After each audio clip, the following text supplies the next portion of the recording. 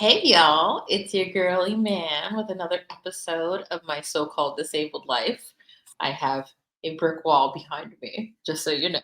Oh no, it's all good. Hope you guys are all doing so well. In case you are wondering what's going on in the world, we have an election coming up in a few days in New York City. Our federal government is a dumpster fire and cutting off services from multiply marginalized people.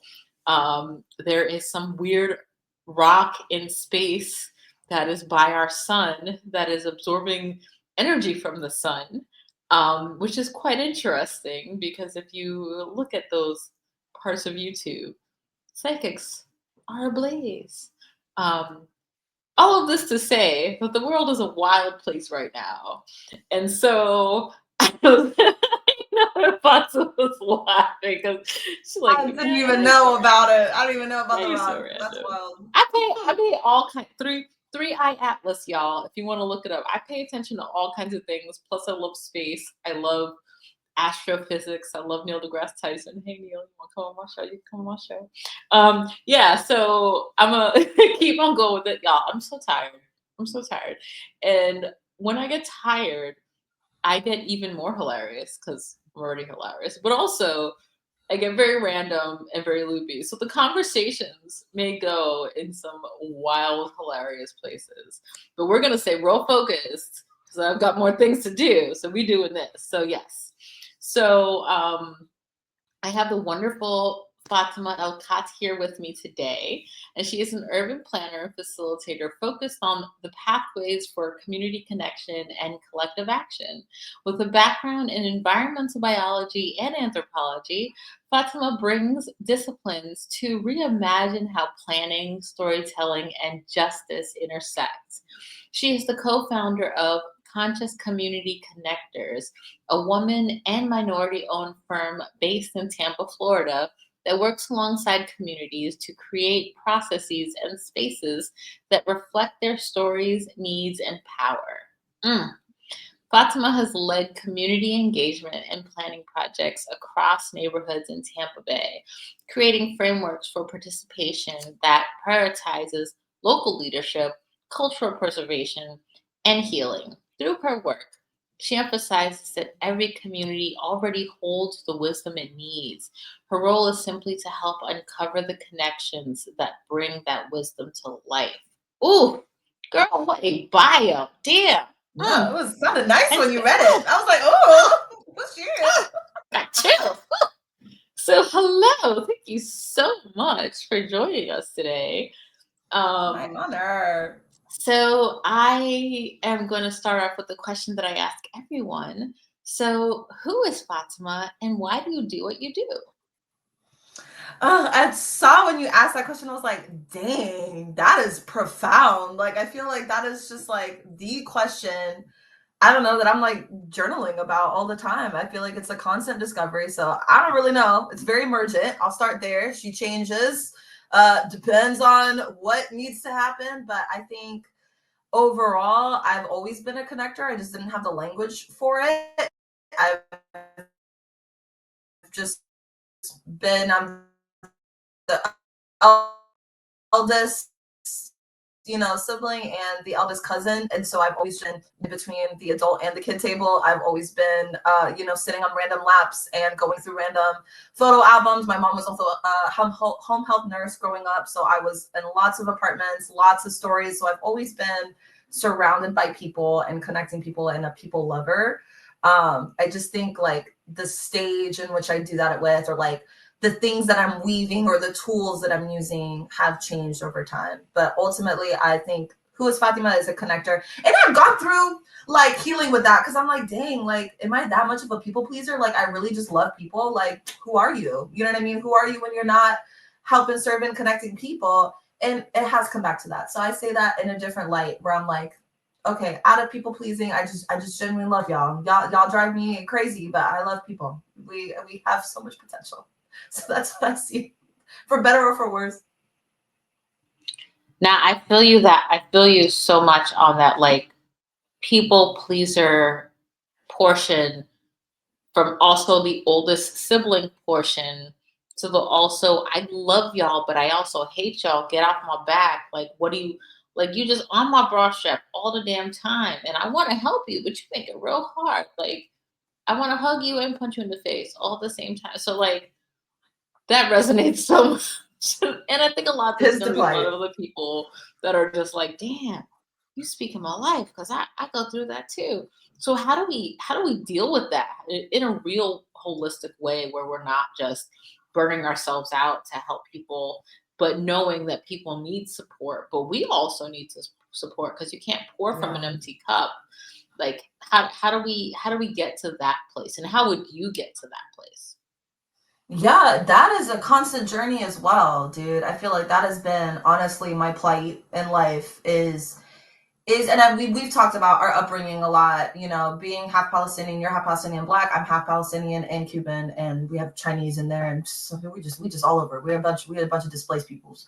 So that to say, I feel like that has just been a wiring in us, right? Like you see somebody in need, it's very culturally embedded. Like you give somebody the shirt off your back. Like I know that's something that my dad always instilled in us growing up. You know what I mean? We would not have anything, but you offer, you know, to your guests, you pay, you fight your friend for the bill, you know what I mean? Like all these things. So I feel like I love that about our culture. I think it's very beautiful, but I think we as first gens have a different, you know, perspective of balancing that, like you said. You know what I mean? I think it sucks. Like I hear it. It's like, I don't know, it's kind of like inner parts work where like I can hear my dad inside of me like, go help them, you know what I mean, they need you. Like I'm like, I feel it. I feel the instinct all the time.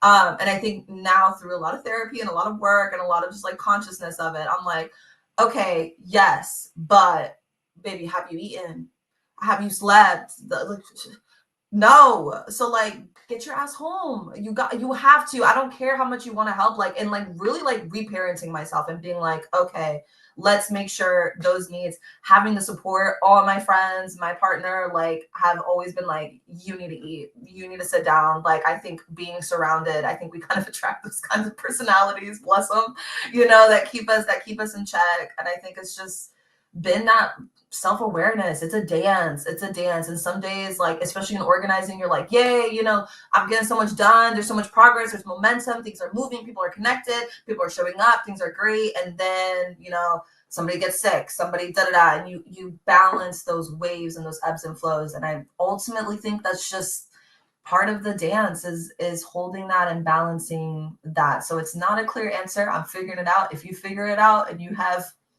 something to share, I'm happy to hear it, because that is like a thing that I grapple with for sure. Girl, I constantly think about that. Like, how am I figuring it out? And at this point, I still don't know. And you know, honestly, I think we need to give ourselves a little grace and understand the ways in which we were raised and the things that were shared with us, and how we've been instructed to be, and then how we feel in our hearts and our souls how we want to be, and then also countering some of the exhaustion. So it's just a balancing act, and we just need to be kinder to ourselves through the whole It's true. process.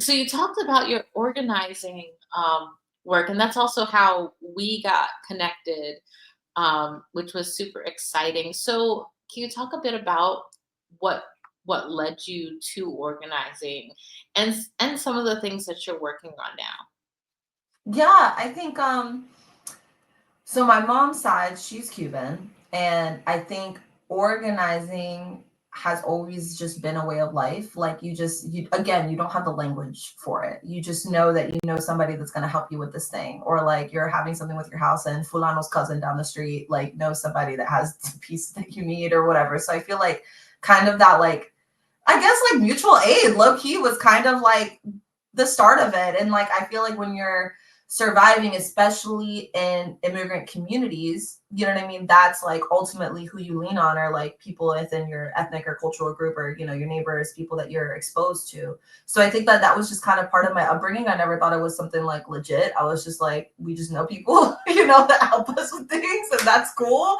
And then when I was in my undergrad, I was studying environmental biology and anthropology. I was going to be the doctor, like, you know, all good first gens. I did all my orgos and my prereqs, and then when I really got to shadowing a physician, I was like, ooh, I actually don't like anything that you're doing in your day-to-day, and I don't actually think you're helping people. So I was like, I'm not gonna be able to deal with, the stress of this job knowing that. So I switched my major, much to my poor mother's dismay. And in that, I was seeing just like a lot of disconnection. And I feel like that's kind of where, like, on a professional arc, I've fallen into this work, is like, ultimately, whether you're talking about climate resiliency and sustainability, whether you're talking about our built environment, whether you're talking about our political processes, whether you're talking about anything that impacts people's day-to-day lives, or like people, we're not taught how to navigate these systems here. Well, I mean, or anywhere, I'm not really sure where, maybe there's, but we're not taught how to navigate that. And there's just this constant disconnection and misconception about what that looks like, and what impacts you can have, like places you do have a say. And like, I did not know we had public meetings at all until I was literally in graduate school for my master's in urban and regional planning, working for the local county government, which is wild. Like, that is crazy. So that was like my first, like, wait a minute, nobody I've ever grown up with or has ever shown up to one of these things. I didn't even know it existed. And then, like, as I talk to people, they're like, yeah, I wish, I want to be more involved. It wasn't this narrative that I was hearing from, people working in government of like, oh, people don't care, people just don't show up. But no, people deeply care about the impacts and their quality of life. It impacts what they do and how they live every single day. People just don't have the language and the modalities to be able to navigate it. So all of that is just like, I feel like they all kind of has this coalition point of like, okay, we need to effectively be educated, number one, of like how these processes work in this country and in our local government, but also organize effectively to be able to push those levers, or be able to have enough tension to push those things so that we can have a say, like everybody else has done. Like, whenever I have a conversation with kids, I'm like, somebody put this highway on purpose, and they put this highway on purpose because of who this community was. So that's to say we can also advocate on purpose for things that we want to do, but this is how you have to do it. So I feel like that's all I feel like organizing, sometimes people are like, oh, it's very like specific and niche, but I feel like it really is kind of like the sewing needle with all of this work, is you have to be able to effectively galvanize and be able to educate, and also steward and facilitate people, because people gonna people, you know what I mean? So how do you hold these different, what's your role, what's your gift, what's your niche, where do you want to fall, and what are you interested in, so that you don't get burnt? Like, all of that is part of organizing. And I think, especially for urban planners, like, I think they hear organizing and they're like, oh, people wearing the same shirts and yelling at an elected official, but it's so much deeper than that. It is that 100%, like, let's go. But also, it is all of these different things that we plug people into these processes that do exist, that we have to have a say in all of this, jumps are fired. Like, the paper is still governing, you know what I mean? We still a paper country. So how do we make sure that that paper says what we want it to say? How do we make sure our plans represent us? So I don't know. That was a little bit of a rant, sorry, but I just loved this rant so freaking much, because it's so in line with the things that I've been saying for so long about so many things. Like, I learned about the way the country works, not only from being a Black and Palestinian kid trying to grow up in Jamaica, Queens, but also when I was getting more involved in things. I was just paying attention to what was going on in my neighborhood. And in my high school, the teachers were always like, "Man, you should totally be like, you should run for office. You should do something like that because you're always so politically conscious." Because my uncle, he got me the biography of Malcolm X when I was 12, and from 12 on, I was like, "How the motherfucking people, yo?" I was hardcore about. I was a hardcore little kid that turned into a hardcore adult. But also I was just like so about it. And for them to say that to me, I was just like, So, and this was, I was, I was 14 in 1998. So this was before the internet is what it is now. This was before I even had a smartphone. And I feel like the lady saying that, but it's real. And I learned from a lot of the people on the ground. I'll never forget getting involved with the Audre Lorde Project in Brooklyn in 2002. And that's where I learned all the tenets of being an organizer. And they would bring in a lot of OGs who had been organizing for longer than I had been alive, who were part of the civil rights movement, and they would bring them in and they would share all these amazing things. And I'd always ask, because at 18, and this was way before my lupus got as wild as it got, but like I was so like, bright-eyed and bushy-tailed at 18. I was like, why aren't you still down with the struggle? Why are you just teaching? And now at 41, I understand why they were just teaching in their 40s and their 50s, because the organizing world will tear your ass up and you might not recover. And you have to take care of your health while you're doing all this stuff. But when you were talking about teaching the young people, I just thought about all the things that I was taught from those folks, and how much I wish these schools would teach these younger folks things that actually help them with their life. Like they're teaching them some helpful history, depending on the high schools that they go to and depending on the classes that they're in. Because, I was in advanced placement classes and humanities classes, and some of the things that we were taught was nothing compared to what I learned in college or even on my own.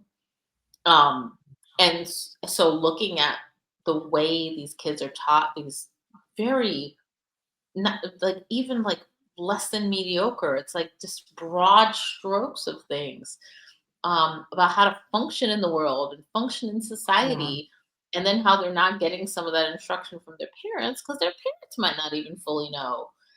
And I feel like it's just a perpetual cycle to keep us in a certain position so that we never get higher. Whatever the higher is for you, you never get to that full potential, because you take 20 more years to learn how to be financially successful, or to get out of debt, or to take care of your health in a good way, or to figure out even what you want, because we all pop out of our mothers and then we're here on earth, and I don't think anyone really asked to be here, and suddenly we have to exist in a sort of like capitalist society and like have a job and survive and all this stuff. And we don't even give people the basics on that. We're just like, go get a job. But nobody cares about what you're actually interested in. And I think all of that stuff is very connected as to why certain people stay in poverty and certain people Yeah. don't, and why certain people are taught certain things and some people aren't, and why certain people have access to things and certain people. And I wish, I don't know, I wish those connections were taught to people of all ages, but especially the younger folks, because I feel like their lives would be so much better for having that Yeah. information. So do you want to talk? Sorry, I went on a rant myself. So No, that was good. That was good. That was good. I feel like that's so powerful. And I think like you having that experience obviously has formed who you are and it gave you a certain type of consciousness. You only have a consciousness of what you know. You only know what you know. You know what I mean? And like we all know that, but it's actually really profound. And like you can only have an impact to what you know you can have an impact on. And I think a lot of the kind of like apathy that I've seen in organizing, especially like this like upcoming generation, it sucks. Like it's not a day-to-day thing. I know so many people who have been out in the streets like the last 2 years, protesting, and like to have those rights taken away or challenged, to not see anything, to be doing the same thing over and over. Like, you're screaming into something. Like you said, it will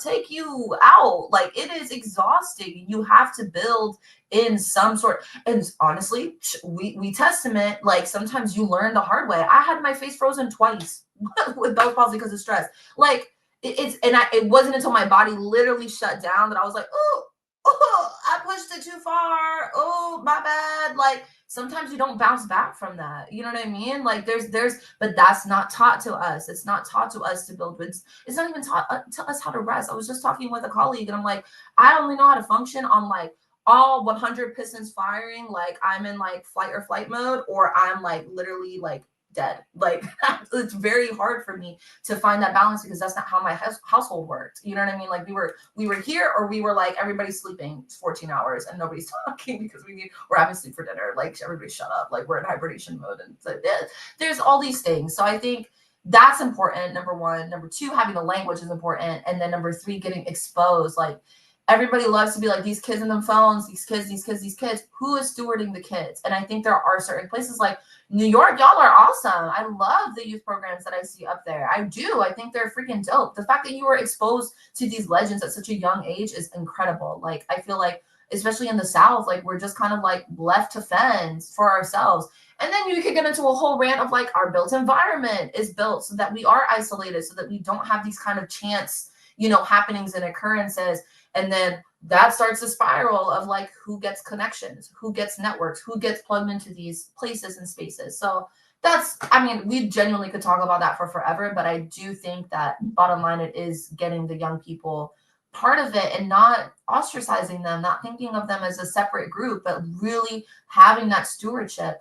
And the last little point I'll make on that is that stewardship, because that is something that I've seen really lacking here, and just like beyond organizing in a lot of movements. I've seen it in a lot of nonprofits. I've seen it in neighborhood associations. I've seen it like in churches. I've seen it in so many like places that have been civic pillars, like historically, have now not done any stewardship. And I see it a lot in our Black and Brown communities, where we have the elders who have gone through the civil rights movement, have gone through a lot of these stuff, either A, dead, B, don't have any interest, or C, are not here, like literally like just not involved in it because of their age.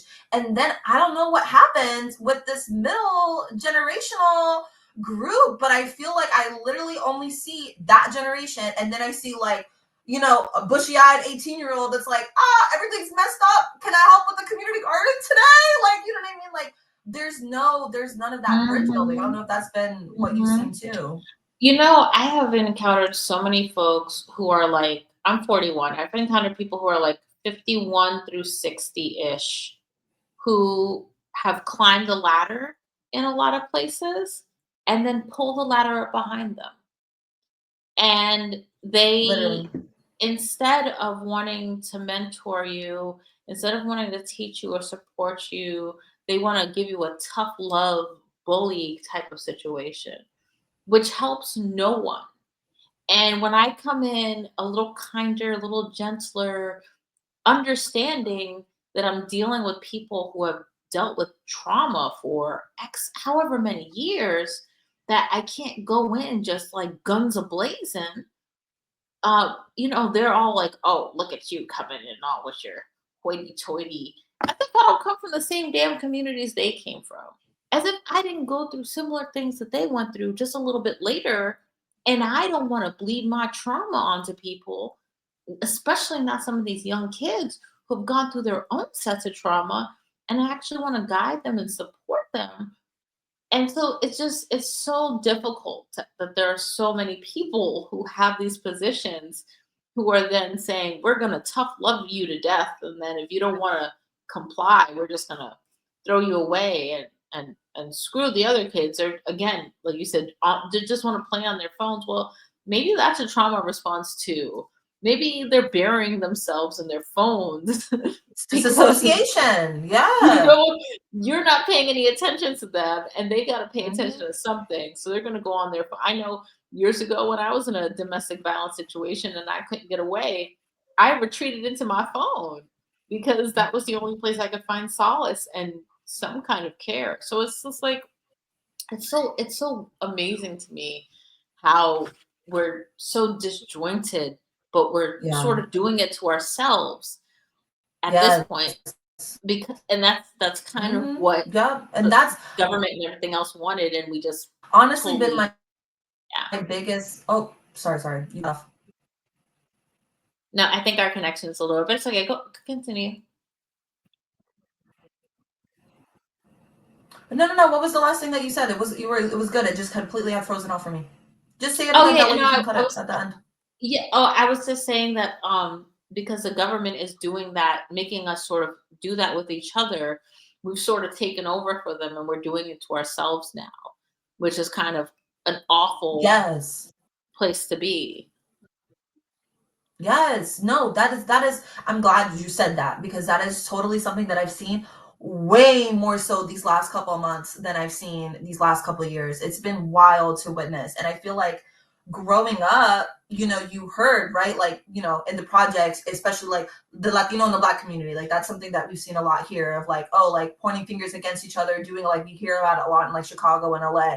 Like that, I feel like was such a discussion that was really analyzed in literature in like the 80s and 90s. And we had like kind of all came to this consciousness of like, oh no, it's not me against you, it's us, you know, with the system. Like that, I feel like, but now it's been this reversion, and it's been honestly wild to see how, like, because we know it is a managed thing, like it is on purpose so that you are too busy fighting with each other to actually look up and see what is going on around you, and that it's around you, not each other. But I've been seeing a lot more people, and I think it's honestly, this is what I will say, it is these damn phones, because it is like when I think we're losing that connection in real life. And it's very interesting because now there's like a trend where like it's like analog and like, you know, thrifting and like kind of like vintage stuff, and I'm like, y'all are so desperate to connect. Like that's really what that tells me. And like seeing that more is to me a symptom of how this disconnection has really just kind of pushed through these last couple of months with everything. And I think it is really hard, right, when you're constantly being pushed and squeezed to lead with empathy, right? Because you're acting in fear, and now you're acting in a scarce, you know, mentality. I understand that. Like that's real, and we need to have a space for that. But I think especially the older generation who has been through stuff like this needs to put these egos aside. Like now is just not the time. And I think that is such a problem with the movement overall. And I think why we're in the situation that we're in, and this is a hot take, but it really is because a lot of people have not been willing to leave their egos out the door and really do what's right for the movement. It comes down to, are you okay with transfer of power? Are you okay when it's not you holding the power? And I'm talking about here to here. Like I see it a lot on the community level where it's just certain types of personalities, you know, because this is volunteering, because this is like you're motivated by some sort of not good motivation that's usually some sort of ego or power or accolade or whatever claim you want to claim to. And exactly that, you burn the ladder behind you. You don't even leave the instructions. So now you leave every person coming behind you to start from zero, to harvest the same community over and over and over again for studies, for all this stuff, and to leave us in this performative space and leave us in the same exact cycle we've been in for years. And that is a big gripe that I have recently. You just you drop gem on top of gem on top of gem, because it's so real, and I'm so grateful that you're paying attention to the same things I've been paying attention to. Sorry y'all about the sirens. I don't know if you can hear that. Okay, so there's mad sirens outside. That's a New York minute. Just always sirens all over the place. Sorry y'all. Yeah, I feel like it is so loud, but there are so many people who have become so comfortable with this performative status quo type of situation, and they know that it's disruptive, but maybe they personally aren't disrupted, but the rest of the system is. And so I just wonder, like, how do we get through that? How do we move to because at this point I know that there's no magic bullet. I know there's no magic utopia that's going to make us all happy with everything. Like, you can't make everybody happy all the time, but you can make some of the people happy some of the time. And so how do we get to that place of where we can help and support marginalized people with all these very massive, heavy, dumpster fiery things coming our way, and also no help from folks who have been in the movement for however many years? How do we get to that place? If you can even answer that question, I don't even know. I think the only answer I have is showing up. Like I feel like it's kind of like in a marriage, right? Where you're like, guess what? I still love you, dude. Here I am, you know, and I'm gonna choose you again, even though like we're not really doing too great right now. Like we're married, so I genuinely feel like this is a relationship, like just this work overall. And sometimes, yeah, I need a break. Like sometimes you do need to step away. And I think that's, I love Adrienne Marie Brown. Holding change is like my Bible. And I feel like being able, as well as a facilitator, as an organizer, as a steward, whatever you want to call yourself, being able to hold something and steward, but also knowing when to walk away, I think has been one of the hardest lessons that I've learned just in my life in so many ways. That has been so painful for me, because when you can see the potential, when you can see, if you had just made this connection, if you had just let that go, we would have been in a different place. But I've gotten burnt and like burnt out, where you just get to a point where like this movement is not ready for it. It's not, and I can't, you can, what is the saying? You can lead the horse to the water, you can't make it drink. Like that. And, hey, and sometimes I was gonna be like, yo, I left you the map, you know where the water is. I took you there, you left. If you want to come back to the water, I'll always be there. Like, you know, if you want help, if you need me to redraw a map, if you need us to have like, I'm here, but I can't make you do anything. And I feel like that has been not fun. It's not cute. Like, I feel like that has been a really ugly reality, and really just showing up and just being like, okay, but I'm here. And whoever wants to do this, what is it? What do you want to do? What are you grappling with? What are the connections that can be made? What are the things that we can, like, what are the wins that we can do? And I feel like personally that's been so hard, because when you're dealing with all these different levels of systemic dumpster fires, it's really difficult to be like, how can I be satisfied, you know what I mean, with this small win? Because it seems so insignificant to murders, you know what I mean, like to all these like big stresses that are in our faces. But I feel like that's low-key, like, it's radical to be joyful in that. It's radical to be like, yo, like, we got this small win. Like, it's radical to be like, yo, we just had a dinner party in my driveway. You know what I mean? Like, at the end of the day, I just talked to my neighbors today. I feel like that we need more of that. We need more of like, yo, I talked to my grocery clerk at the bodega. You know what I mean? Like, we kikied a little bit, and they told me about their mom and blah, blah. You know, like those moments. I think more and more as I'm in this, I'm like, okay, like it's not systemic change every day and every moment, no, but it is just this small connection point of like, yo, you're not alone in this. Like, we do have each other. And it's, I don't know, it sounds so small and so cliche, but I feel like that's really all we can do, is just show up for each other. And when shit happens, we'll be here. You know what I mean? Like, we know this as community. At the end of the day, we got each other, but we have to have each other every day. You know what I mean? Not in just emergency situations. I think that's the everyday relationship showing up stuff. No, I feel like that's such a beautiful thing to share, because I think sometimes we forget that we're all links that make up our community, and we're all linked together like a chain, and the chain has to stay together so that we have each other's backs, because otherwise it breaks and it doesn't hold on securely. And I think that's a very important point that you're making, that it's not just on the bigger systemic levels, it's also on the micro levels with our neighbors and people close with us. And I always remind people every time I'm on like some kind of panel or go to a conference, I'm like, do y'all even know your neighbors? Do you even know the people on your block?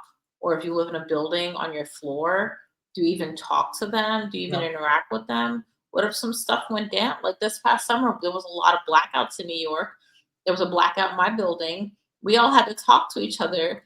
And my husband Will discovered he didn't know a lot of the people on our floor. I told him about some folks. I talk to everybody, but he doesn't talk to everybody. I'm just like, now we know who these people are. So in case there's another emergency, we know who to reach out to. We know who to talk to. We know who's, around and if they need support. And I wish more people thought that way instead of, I think that's sort of an American thing, that we're so compartmentalized in our little spaces that we don't pay attention to anyone else around us. I think that's kind of a symptom of being American. So what you were talking a bit about what you might want to see with community. So if you had an ideal world, or like a project, like another project or a bigger project or a bigger entity or something that you were responsible for, what would your dream for, like if you had unlimited funding to do whatever it is that you wanted to do with that project? That's difficult. We're putting that out into the universe. We're speaking it Yeah, into that creation. is. I like that. And you know that you said creation. I feel like I love working with artists. I feel like if there's a group of folks that if I had funding that I would just like really pour into, it would be artists and it would be young folks that usually goes hand in hand, right? So I feel like that's who I would focus on co-creating something. Last we were able to do something. We did a fashion week. The creators wanted to do a fashion week, and it was around transportation equity and mobility justice. But the fashion week was not around that. It was just a fashion week. It was just creatives wanting to get together because they hadn't had spaces in which they were able to express themselves. You think I want to do a fashion week? Hell no. I have no. You know what I mean? I was like, a fashion week. That's what you guys want to do? Shoot, I don't know how to do that. But I think that process was so beautiful. It was probably one of the best events I've ever had the pleasure of being a part of because it was truly the most co-created and co-owned project I've ever been on. Like it was like literally actually owned by like dozens of folks. And it was the first time like I went to go pick up a chair and nobody would let me pick up a chair because there would be like three other people like, where is the chair going? And I'm like, what? Like, what is this? And you wouldn't think that, right? So I feel like that's a long way to say like I would love to be able to just like be able to be like, yo, we have this, funding. What could we do with it? What do you guys want to do? And just have something that brings people together in a fun way. Like it really, I think we just need more of that. We need more spaces to find each other. I feel like that exactly what you were saying about the neighbors. Like I feel like it's just that with everything, it seems so small, but I keep coming back to that. I'm like, that's genuinely where our power is at. Like when all else fails, you only have your neighbor. Literally, your phone dies. Who do you have access to? It is your neighbor. It is your neighbor. That is how Cuba, every time I go, the only reason why anybody is surviving in Cuba is because they have a neighbor network. Is because they are literally trading, bartering with their neighbors. It's not cute. It's survival. But that's how they survive. Is because they know somebody. It's because they're going out and they're talking to people. And I feel like that utopia. I think it's really simple. I think it's simple enough for us to just literally whatever that looks like. It's breaking bread. It's kikiing. It's talking. It's just like literally. And we talked about this the first time we met. Like when you actually are talking to somebody, is it how are you? Yeah, I'm fine. No, bro. Or like, are you actually really like, yo, what is going on? Last I talked to you, your grandma was sick. Like, what's going on with that? Is there anything I can bring you? Blah, blah, blah. Oh, I see that you're working on this project. I have a chainsaw. You want to work on it? Like, just these little radical acts of just random compassion. And I hear what you're saying about it being American. And I think to us, it's very American because we are not been brought up in this world. But when I talk to Americans from like the 70s, they were on that. They were on that. They were on their volunteering. They were on their garden clubs. They were coming together. They were ask your neighbor for a cup of sugar. Like they were on that. And I feel like y'all want to be American so bad. Let's be American. Like let's support. Let's talk to your neighbor. Like just talk to your neighbor. Just talk to your neighbor, please. I beg of you. Like that's I feel utopia. like that is so real, and I think that I also appreciated your point about bringing up folks in the 70s because folks I've met who were either in their 20s or teens in their 70s are really awesome. Now, well, some of them, not all of them. Well, not generalized. Yeah, They're yeah. great. Yeah.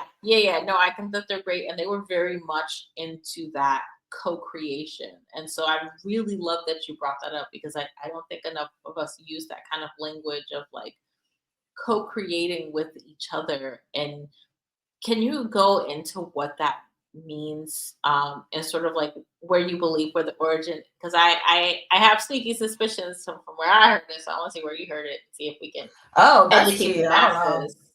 Yeah, I don't know. I don't know what your tea is. Who introduced me to the concept? I feel like it was somebody from the Othering and Belonging Institute. It was some discussion. So I think that's the origins of the ones I know of. But we've kind of taken it to be our own adaptation. We have like what we call like a double diamond iterative process that we share with a lot of planners. And we're like, because people love to throw around the word co-creation. It was co-created. It was co-created.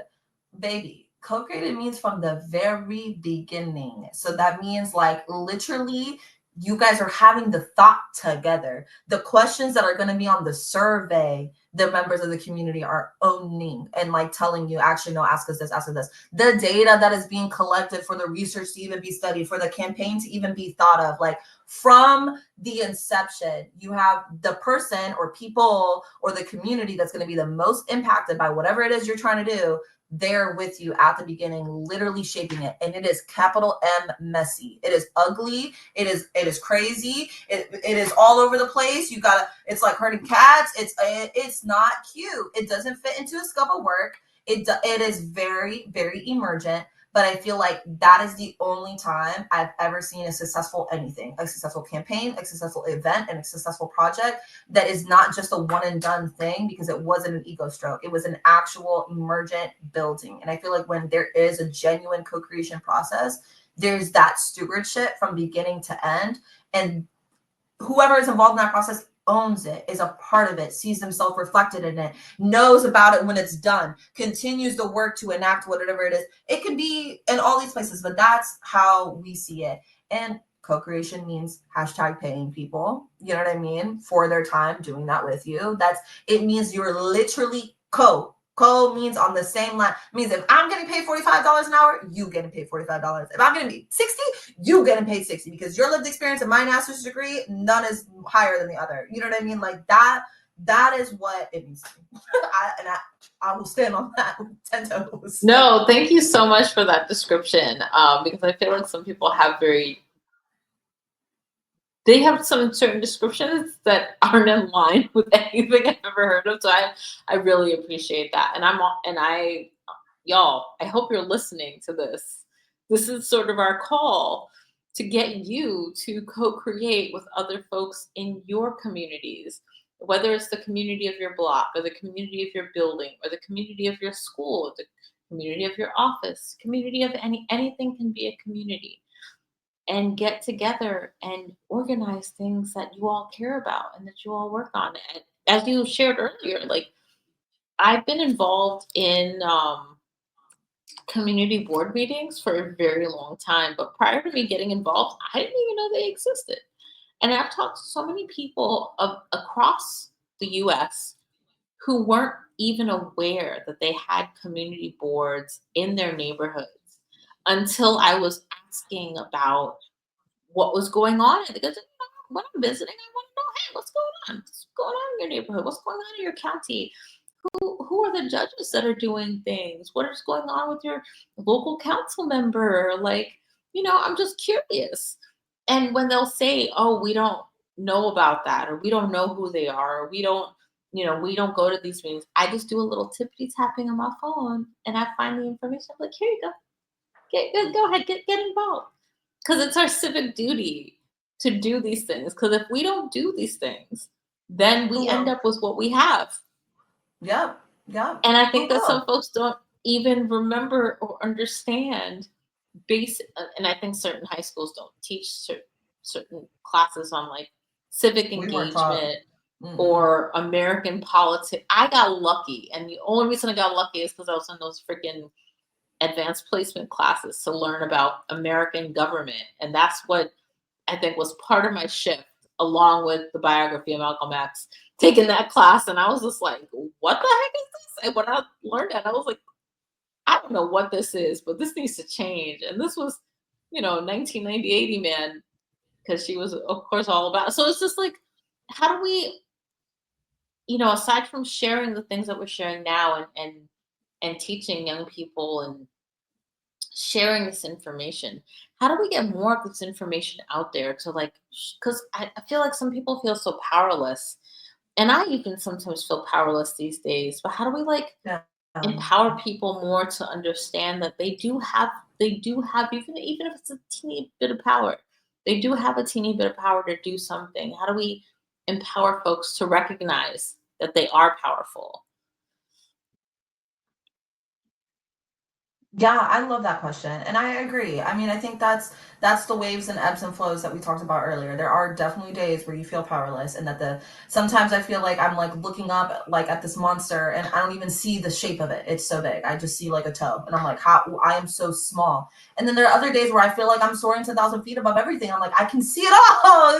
Look, we're doing great. And I think number one, like you said earlier, is holding grace with ourselves, like through that. And like if you're feeling powerless, naming it and being like, I feel small today. I don't feel strong. I feel weak today. And I think that's also a part of all this movement is being able to say that. And like I love the choir analogy. You know what I mean? Like being able to be like, I can't sing today. I can't. I need somebody else to go into me and being able to voice that so that somebody can go in for you because it's we're humans. We're not any nobody here, as far as I know, has revealed themselves to be a superhero. If you have, it's your time, baby. Please. But I think that in and of itself is like we need to be doing more of that and we need to be voicing that. The second thing is, having little reminders of like things that you can control, little things that you can do. It doesn't again have to all be systemic change, like little wins and being okay with celebrating those and being okay with that for the moment and still having your aspirations, but that.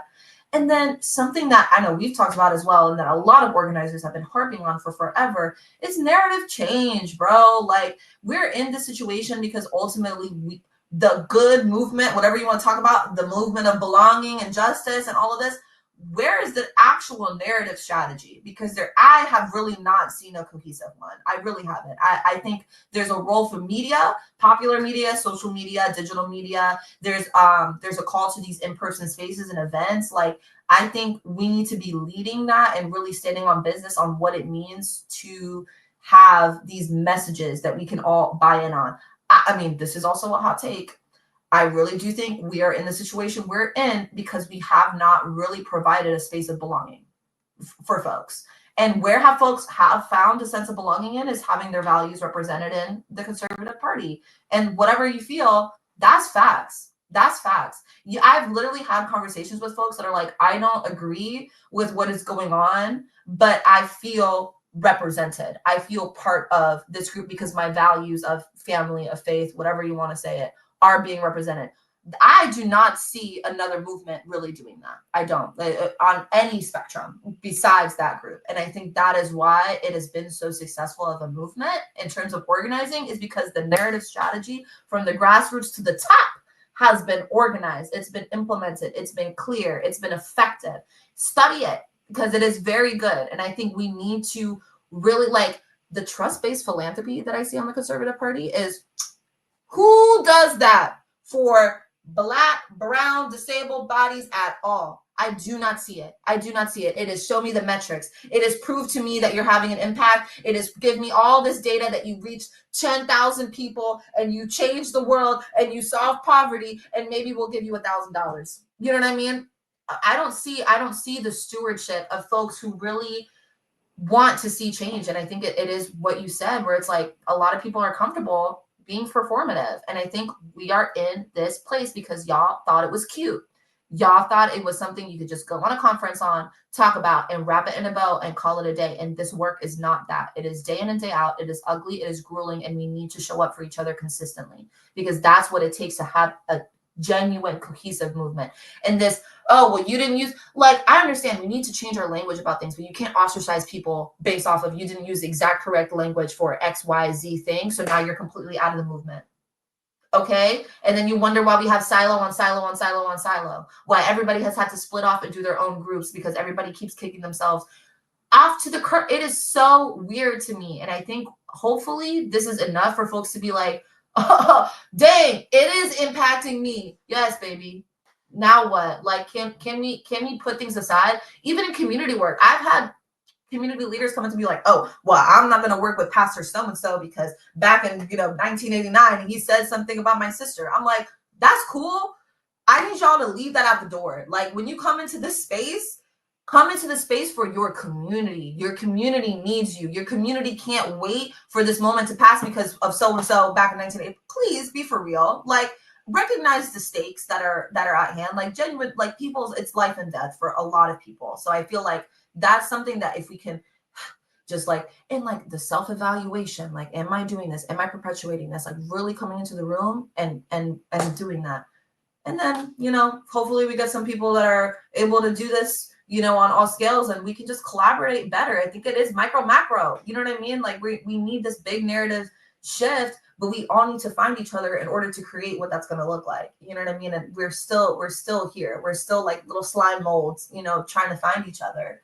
So yeah, I started Oh sweating. my gosh. No, I was having flashbacks of when I would go to some of these meetings and listen to the folks who, first of all, claim to be left-leaning and liberal, but argue with each other for 4, 5, 6 hours about things that happened long before I was on this earth. And then nothing would get done. And the agenda Exactly. items wouldn't get talked about. And then they'd want to start the meeting at like 11 p.m. And I'm like, look, you guys, you're all retired. I still have a day job. What are you doing?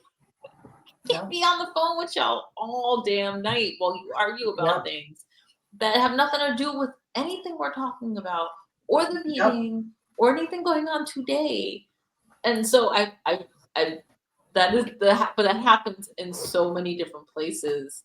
It's and real. Unfortunately, it's derailed a lot of the work. And I have said something very similar to what you've said about the right being so organized and having it so down pat with not only the way their meetings are, staying on message, their funding sources, everything.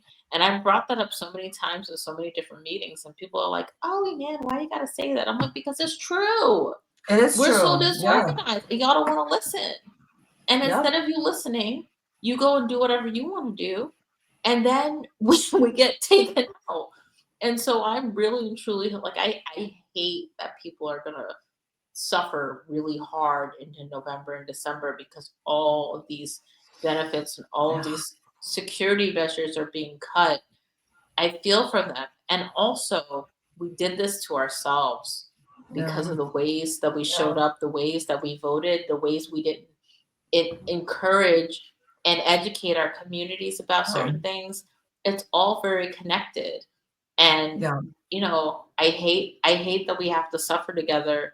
I mean, at least we're suffering together, but I hate that we have to suffer through this simply because of the way the certain Democrats have been acting across the spectrum. They didn't listen. Yeah, they didn't listen. We've been shouting all this stuff, and there's no funding, there's no power, what do you want us to do? You know what I mean? No, it's legit. Yeah, and it sounds ugly to say it. It really does. I agree. I hate that it's gotten to this point, but I genuinely I will say I have been noticing like an inflection point, and I really do think where it's happening. You know what I mean? And things are ugly at change points. I mean, it happens in nature, right? Like hurricanes happen, lightning storms will destroy an entire forest, and all of a sudden you're getting like an orchid that's never existed before. You know what I mean? Like out of those ashes. So I that's the way that like spiritually I'm looking through it, and I know we're gonna be okay. I know we have each other. It's gonna be tough. It's gonna look wild, but I really hope this is the catalyst to really and to get funders specifically to think different, because we can talk about the nonprofit industrial complex all day, but it really is funders at the end of the day that have the power to do something different. And I think we've talked about this also, is that a lot of folks who have depended only on the system are feeling things a lot harder and are really struggling. And that is on so many different spectrums and on so many different classes, like that kind of like, reality. And I think that I hope is also an awakening to like, we really need to be building our own. And like, that's something that I've said to some of my fellow organizers, is that like, I've personally, in the last 2 years with everything that's been going on, I have backed out of doing protests and like really being out in that way as I did in my early 20s. And because it doesn't feed me. It's not where my energy and spirit is being called. It's not that we need to stop doing that. We need agitators. Everybody has a different role in what we need to do. But I'm personally being more called to dueling. Like, how do we really build these new systems that we can depend on when all of this stuff happens. So as these things will happen, because it's a system. Systems are fragile. Everything is fragile. Everything is changing. So how do we build these networks of capital R resiliency to really be able to show up to each other when we need to? You know what I mean? I think that is where I'm hoping that we see a little bit more momentum in as well, so that we're not constantly building into and buying into this system that has never served us. It does not exist to serve us. It, as we talked about in the beginning, you know what I mean? It really doesn't. So how do we, yes, manipulate it, yes, use it, yes, understand it, and know where to push and pull and all these things, but how are we creating these parallel systems of care, of rest, of community, of coordination, of like all these things need to exist in its own stuff. And that means that it's going to look different, and it's going to look a little messy, and it's not going to be cute. And we're going to have uncomfortable conversations with each other. A concept, you know what I mean? Not everybody's going to get along. A concept. Your idea isn't going to be the only one. A concept. You know what I mean? Like, we really need to be able to do that if we genuinely care. And if you don't care, baby, just say it. Like, that's okay. Don't waste our time. Don't waste it. If you're not about A, B, and C, and last thing I'll say on that rant is we need to, like, metrics. We need to mark these things and be like, all right, I was responsible for talking to so-and-so. I did not. I am accountable. I will talk to so-and-so. What are our deliverables? What are, like, we need some structure. We need a little bit of structure so that we can also hold each other accountable and have these spaces to, hey. I feel like I need to like share. So for years I've been working with a strategic plan chart for all kinds of different campaigns I've put together. I feel like I need to just share that with the world. Give the access world, because it literally breaks down every single step to not only hold yourself accountable with the campaign, but to hold everyone else who's doing whatever they're supposed to be doing accountable on a campaign. I feel like we need a life chart for strategic planning.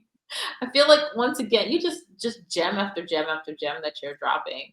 No, and So that's a gem. We need that. I for need that, real. because I would love to be like, That makes me sound so much more organized than I actually am. you I'm a are. disorganized organizer. That's a thing. It's real. I promise. Um, so as you were talking about sort of like the performativeness of so many folks who are, I guess, claiming to be allies, and also like with allies like these, who needs enemies? Um, I know I've experienced it a lot. Have you, as someone who's part Palestinian, um, what has been your journey going through this? Because I've experienced a lot of folks who I thought were allies who actually weren't, who turned out to be dumpster fire people, honestly, especially after seeing what they're seeing, knowing me and still reacting that the way they've been reacting. um, I suppose that even changes the whole face of what an ally could and should be. So what have your experiences been like? And I know that we're in part because we're Americans, and we also have other parts of our ethnicity, so our experiences are a little different. But can you just share what your experiences have been so far?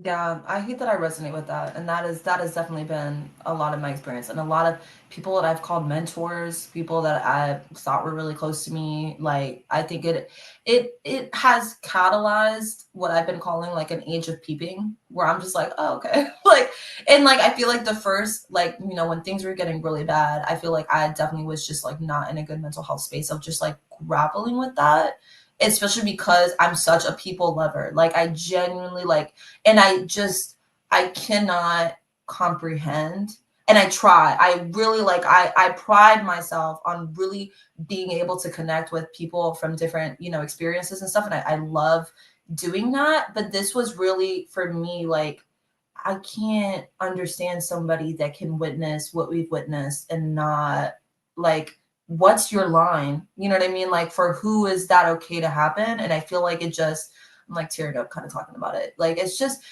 crazy. Like, you know what I mean? I feel like that is probably one of the deeper griefs that I've experienced. And like, I just feel like, as the daughters of Palestinians in this country, like, there's so much grief in into people's genocide that has just like never been acknowledged. You know what I mean? And just like, and I know, I mean, I don't know how what it was told in your house, but it was just kind of like it is what it is. Like, you know what I mean? Like yeah, it sucks, but like it's our plight. Like it's just like what our people have to go through.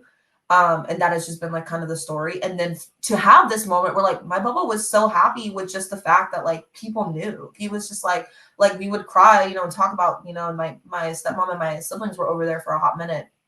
And like we would just like, you know, catch up, like how's everybody? They're okay today.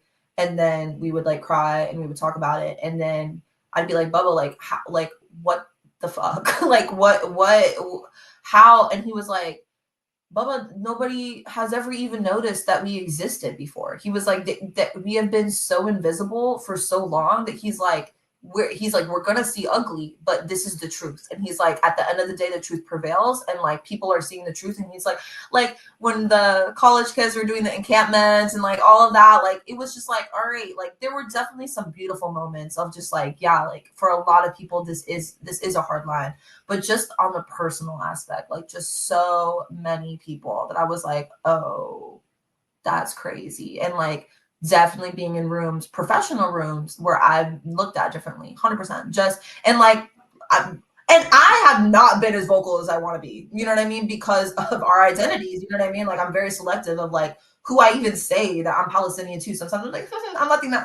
Like, you know what I mean? Like we don't even need to go into it because it's become so vilified a country, you know what I mean, to say that we're even from there. So it is a lot. That like I mean I really hate that that is also kind of been your experience with people that you know too. And like again, it's never been a secret to a lot of these folks that we are half Palestinian, that this is very hello, you know what I mean? And like for y'all to say these things with your chest to my face is crazy. Like so I'm always Yeah. like a leader of, you know, you Malcolm X. I'm a proud daughter of, you know, Dr. Reverend King. He's on my wall over there. So like, I really try. I try You to be a know, piece, but that hard. was one of the most wild things that I dealt with people because they all knew the whole time I've been involved. I've been organized for 26 whole years. The entire time I've been my Black and Palestinian self, and suddenly I'm a militant Palestinian.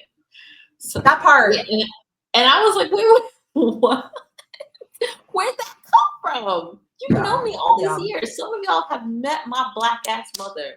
You know, because she talked about how long she was in labor with me. So you go through that conversation. You know I came from her body, but suddenly I've turned into a militant Palestinian, and I need to be ostracized and ignored and blacklisted. And it's just been such a wild experience to me. And I'm so sorry you've gone through similar things because we just want to exist, y'all. Like that's it. Like I'm just trying to freaking exist and live my life and be a person. And it's like you can't even just identifying as who you are is a problem to some people. Mm-hmm. And that's another thing that I can't comprehend because I'm just like, what do you mean? Yeah. What me Yeah. existing is wrong to you? It makes you think that I'm in complete negation of your existence? No, bro. Why That can't we all part. exist? Yeah. Why Yeah. can't we all exist? I don't get it, and maybe it's not for me to get. I don't know. That's It's kind just of the vibe wild. I've been on, right? It's just like, okay, like I feel like I spent different, like, you know, trying to educate and no, you know what I mean?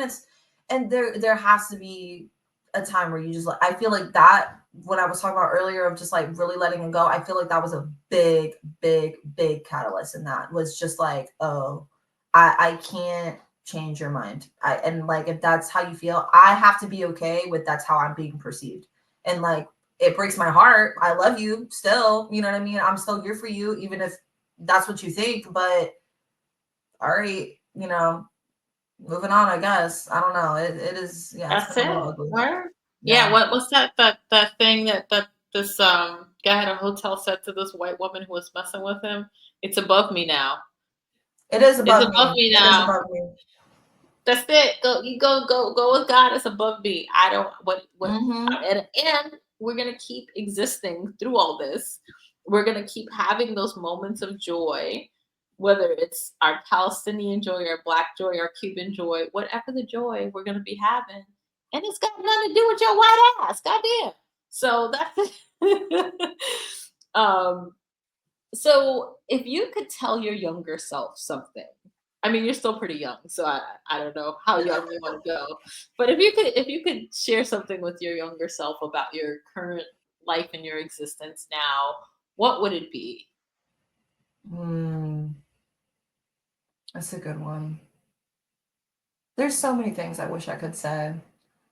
Um, I would say that it's okay to be you. And I know that's so cliche, but I feel like you know this. We've always been, especially in this society, deemed as like too much, too loud, too crazy, too whatever. And like I feel like I've had that insecurity of being too much for so long. And I'm genuinely all my friends in their 40s, I cannot wait to turn 40 because I feel like as I step into womanhood, it's been more of like as you grow older, you just give less of fucks as a woman. And like it's just we really age like wine, baby. Like I love that for us. So I am like slowly realizing that. And I wish I would have known that earlier. And I wish I would have been like those moments where you really tried to fit into somebody else's box that was not your box. And like you know, dislocated, whatever, trying to fit into this shape that just was never your shape. And no matter how much you do that, you could literally do all of that and you still won't be enough for that box because it's not your box. It doesn't mean you're not enough or you're too much or whatever. You're the right size. Like you're okay. Be you. Like genuinely, just be you. Whatever that takes shape. If somebody has a problem with it, that's not on you. That your only duty is to yourself. And I feel like that is something that I wish I could say to myself. I say to my siblings. I wish I could say to a lot of young folk out there is that that's the message that I think we need a little bit more of. I think that's such a beautiful message because I know for me and so many other, especially mixed folks and mixed women and mixed disabled women, like all the layers on top of layers, we keep trying to fit ourselves in all into these boxes that were never designed for us. And for a long Exactly. time, I was so mad that I had to create my own box, that I had to create my own lane. But as I got older, I was like, no, you know what? My box is so glittery and bright and shiny that these demon ass people can't even go near it. So it's no wonder that I can't fit into their box. Like it's okay.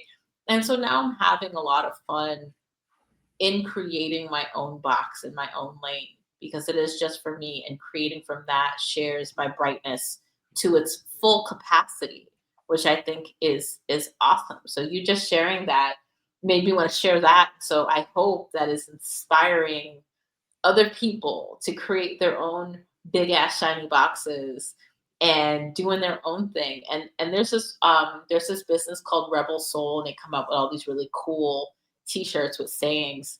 And they have this one t-shirt that says, if I'm too much for you, go find less. And as soon as I found that t-shirt, I bought it like immediately because I've also been told that I'm too much.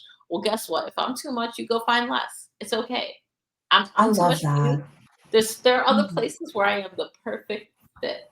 And I want that for everybody. Don't be someplace where they want to shrink you. Don't shrink for anybody ever. Find yourself in whichever capacity that you're in and be your bright ass beautiful self. Your brightness is needed in this world. So much darkness here. Let's brighten it up together. So thank you for sharing that. I really appreciate No, thank you for sharing that. I feel like that was like a hug and words. That was beautiful. I needed to hear that. that. I needed to hear that. Thank you. Thank you. Oh my gosh. Okay. So the last question I'm gonna ask is if you could I know I asked this a little bit in a different way.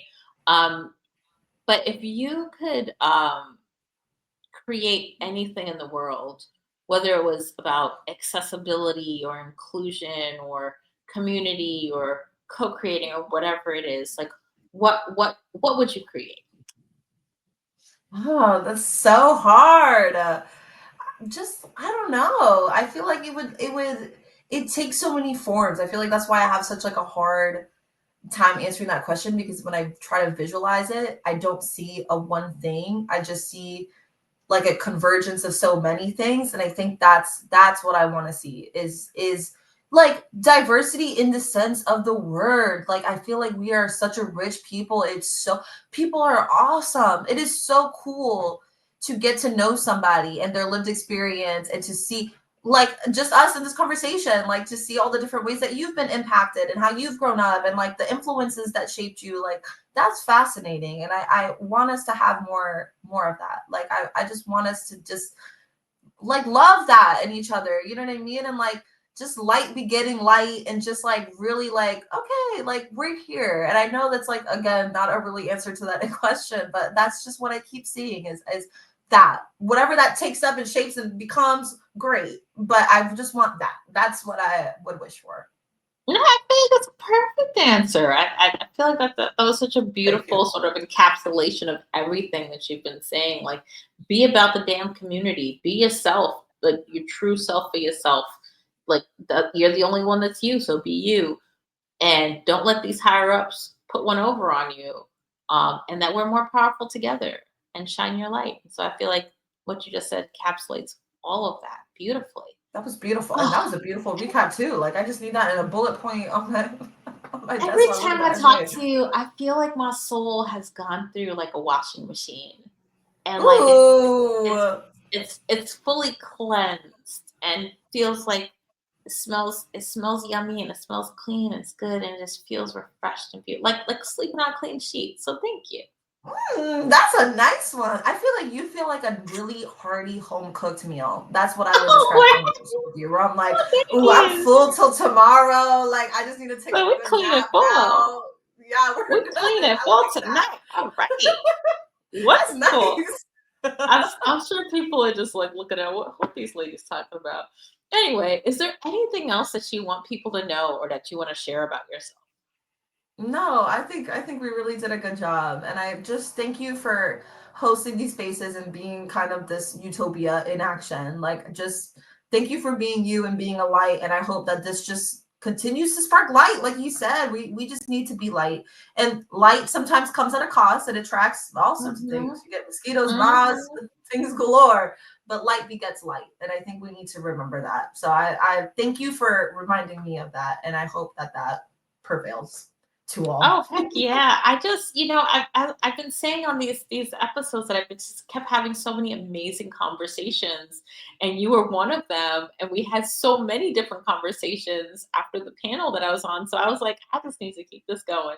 And I'm definitely doing part twos, threes, fours, 20s with everybody because these have been such great chats, and I just want to share these light filled conversations with everyone so that we can spread this further.